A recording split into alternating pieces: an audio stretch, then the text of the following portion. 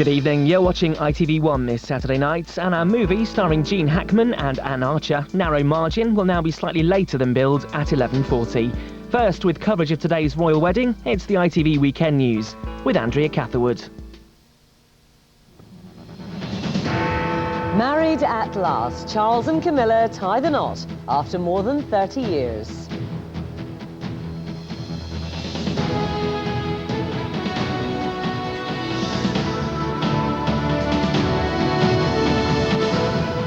Tonight, the royal couple are honeymooning in Scotland after a wedding day that went without a hitch.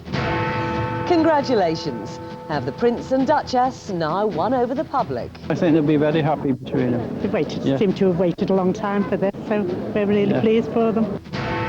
Also, Rover inquiry. Probe signalled into how bosses at the Ailing firm got rich. And Hunter's Gold, favourite hedge hunter, wins the Grand National.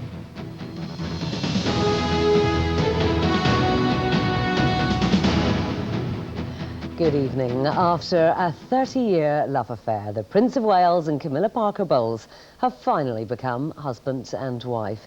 In the historic surroundings of St George's Chapel, Windsor, along with 700 friends, the newlyweds received a religious blessing. Earlier, thousands of well-wishers cheered the couple as they entered Windsor's Guildhall to register their marriage. Well, tonight, the Prince and Duchess are in Scotland, beginning their long-awaited honeymoon. Our UK editor, Tom Bradby, has the story of a remarkable day. They have waited long enough, but this afternoon they faced the world as man and wife.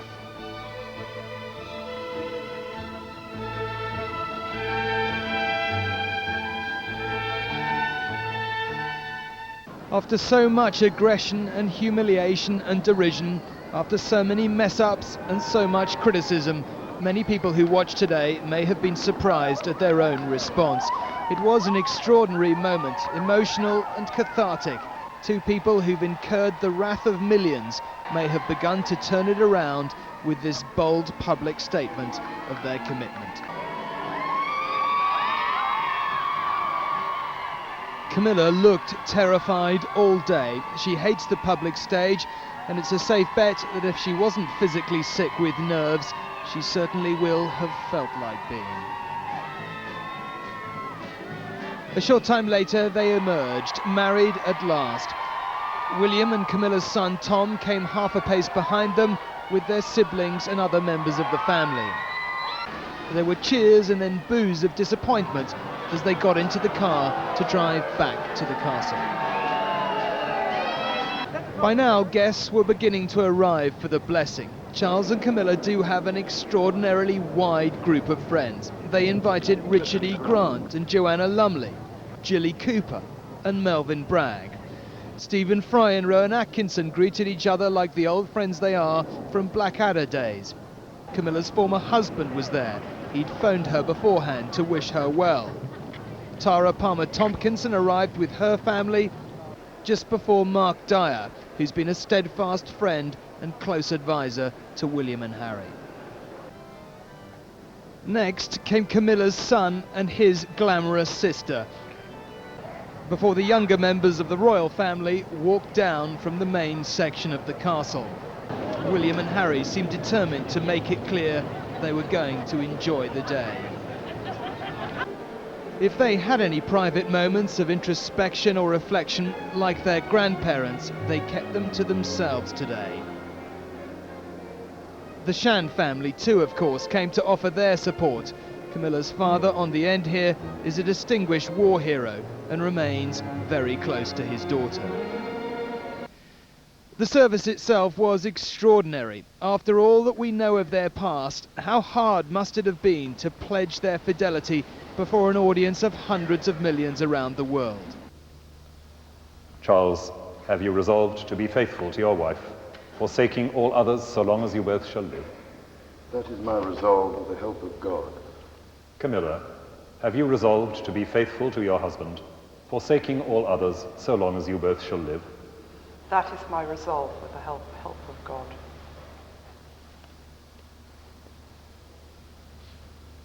Heavenly Father, That tiny by thy blessing, reassurance, let these the rings stroke be of to his Charles hand, and Camilla, told us all we needed to symbol know of unending about a love and relationship faithfulness, forged in of the promises adversity. they have made to each other. Then there was the Through prayer Jesus Christ, of penitence.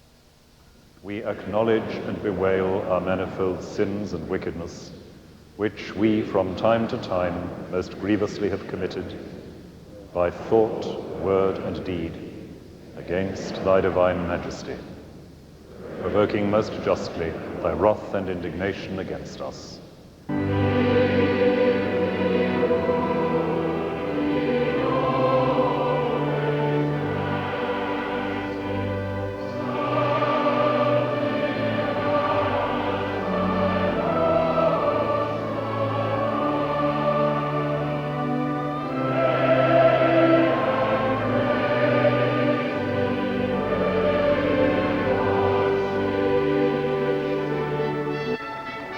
It is a safe bet that for both Charles and Camilla, the public aspects of today were ones to be endured rather than enjoyed. She stood with a frozen smile as she clutched her headpiece before being clasped in an embrace by one of the crowd.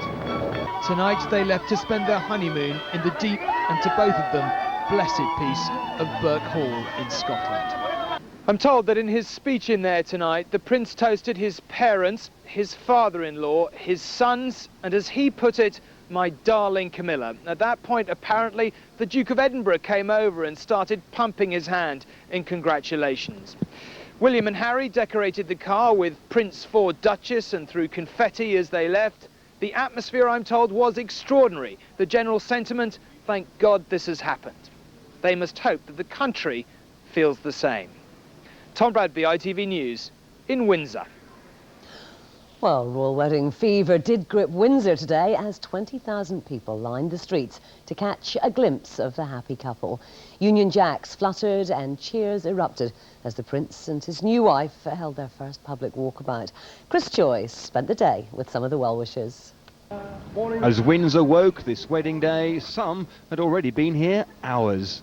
I've been here since just after 9 o'clock last night, about 13, 14 hours before the wedding starts. But to get the really good positions, you needed to arrive even earlier with a tent and thermal underwear. So you've needed a tent, hot water bottles and body heat. The temperatures have been so low. What makes you so determined to see this wedding? It's supposed to be a low-key affair, it's not a state occasion. It's another royal wedding, it's an occasion. With some Windsor hotels charging thousands last night, these seasoned royalists came with a caravan from Warrington. It's a King of England, isn't it? Yeah, as well, So you know. to us, it's the most important one, really. But, whatever has gone before it. Mid-morning and big surprise, sunshine as people gathered from across the world. From Australia, America, Tasmania, Canada, Coventry! That seems a bit of an anticlimax. Then we spotted Camilla getting ready. No, not that one. This is Camilla Bell and her flatmate, Charles, from Exeter. They waited for just one moment. big hat, lots of feathers, cream, and oh, I like it. But not everyone was so happy. It was very sad that they didn't come to the front of these railings and acknowledge the crowd a little bit more, I believe. Today, 3 non-royal weddings took place in the same civic building, and the other couples certainly spent more time with the crowd. Really, really happy. Wonderful. Well, there wasn't much of a walkabout, not a lot of royal waving, but the crowd do seem happy enough nevertheless. But how much do they actually know about this new member of the royal family? What do you reckon Camilla's title will be? Princess of Wales. Princess of Wales, what do you think? Queen. Okay, what about you? What do you reckon? Duchess of Cornwall. Correct. The crowd warmed to a royal couple who've had problems connecting, but everyone relates to a love story, certainly our caravanners from Warrington. I think they'll be very happy between them. They seem to have waited a long time for this, so we're really pleased for them. I think it's really been worth it. I wouldn't have missed it for anything. Police say 20,000 attended, about the same were at Edward and Sophie's wedding. Today was a milestone for the royal newlyweds and was perhaps a new start in their crucial relationship with the British public. Chris Choi, ITV News, Windsor. Well, in other news, the Chancellor Gordon Brown has hinted that the directors of MG Rover will face an investigation into their lucrative pay deals. 4 bosses made millions of pounds from the company despite it running out of cash. The opposition claims ministers should have been aware of the problem. Here's our political correspondent, Simon Harris. The workforce faces an uncertain future, production has been suspended, and now the finger of blame is being pointed. John Towers, the chairman of MG Rover's parent company Phoenix Venture Holdings, flew back from China amid accusations that he and his fellow directors profited to the tune of millions. All you have to do is to actually go around Longbridge and talk to our employees and see their views about how they think we behave and how we pursue the interests of the business. The Chancellor hinted at an inquiry but said saving jobs was the priority. It's exactly because of what has happened at Rover that people need a government that is on their side, and they need a government with a new deal, with a small business service, with help for new industries, that is prepared to act when there are problems. When John Towers and his 3 colleagues at Phoenix took over the company, they put up a bond of £240,000, £60,000 each. But they only paid BMW £10 to buy Rover. In the last 4 years, they're estimated to have paid themselves a total of £40 million. The Chinese were not impressed when they looked at the books, in particular the troubled pension fund. Rover has acknowledged a £67 million shortfall. It was Tony Blair who phoned BMW to convince them that Phoenix should be the preferred partner. Stephen Byers told the House of Commons they had a viable business plan. Now we want to know what happened to all of those things. I think it's less important to find out who's to blame than to look forward to practical measures of helping the workers. 20,000 people are going to lose their jobs. They desperately need help with retraining and adjustment. Much of the traditional automotive industry in the West Midlands no longer relies solely on Rover, but some casualties are inevitable. The Department of Trade has already announced a £40 million aid package to help MG Rover's suppliers, and the Chancellor says the government is prepared to spend more. But while components companies may be cushioned, few industry observers think the car firm itself will survive intact. Simon Harris, ITV News, the Department of Trade. Well, there's better news for the government tonight, with a poll suggesting that Gordon Brown's prominent role in the election campaign is paying dividends. After a week in which Mr Brown has been constantly at the Prime Minister's side, Labour have topped 40% in the latest Mori survey. That's a massive 7 points ahead of the Conservatives, though other polls have shown a closer margin. Hundreds of soldiers have marched through London in protest at the government's proposed merger of Scottish regiments. The Black Watch is among several, which could be folded into a new Royal Regiment of Scotland. And police have launched an investigation after a woman was found dead at Britain's biggest army base. Forensic officers are searching Catterick Garrison in North Yorkshire, where her body was found. Well, sport now, and Hedge Hunter won this year's Grand National in convincing style. Jockey Ruby Walsh romped to a 14-length victory, his second triumph in the race. Carrie Ford's dreams of becoming the first female winner were dashed, but her 5th place on Forest Gunner was a notable achievement. Helen Callahan reports from Aintree. Rain at the richest race in the UK, but it didn't stop some 70,000 punters parting with more than £200 million in cash. From the off, the weight of expectation was on Carrie Ford, the only female jockey in the field. But by the second time around the course, it was Tony McCoy on Clan Royal who was setting the pace. Until, that is, a classic bit of Grand National bad luck. Clan Royal is out of the race. They've stopped him. It was Hedge Hunter who seized the opportunity. He fell at the final fence last year, but this time around there were no mistakes. Hedge Hunter's jockey Ruby Walsh said he didn't dare look behind him until he'd crossed the line. Jumped like a stag, travelled really well, never got going too keen with me, and it was just unbelievable really. Only last week Hedge Hunter wasn't well, and trainer Willie Mullins thought he might struggle again over the final fences. Just holding my breath, and when he got over the last, just hoping that something wouldn't arrive from the clouds to beat us, but the horse he loves the track, he just jumps so well. So the day belongs to Hedge Hunter. He showed just why he was the favourite, and although it's been disappointing for Carrie Ford and Forest Gunner, the bookies are smiling. Helen Callahan, ITV News, Aintree.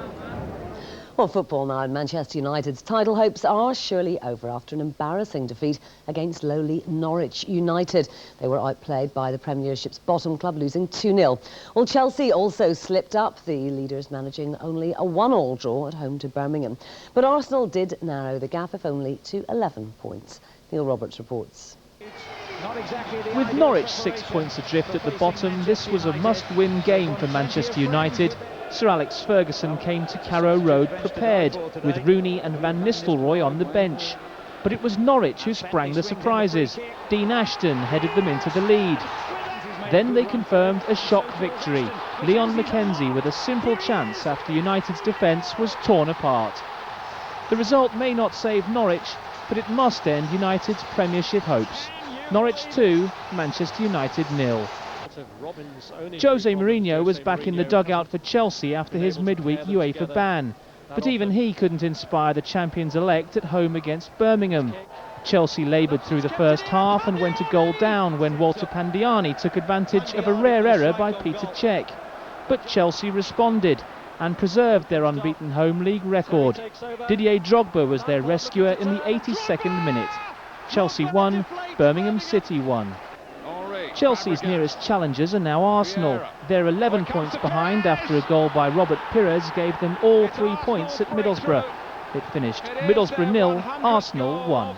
Neil Roberts, ITV News. Well, we end the programme tonight with the historic marriage of Prince Charles and Camilla Parker-Bowles. They finally tied the knot at Windsor this afternoon. Tonight, the royal couple are enjoying their honeymoon, more than 30 years after their controversial romance first began. Well, there's more on the ITV News channel tomorrow. But for the moment, we will leave you with these images from a remarkable day. Good night.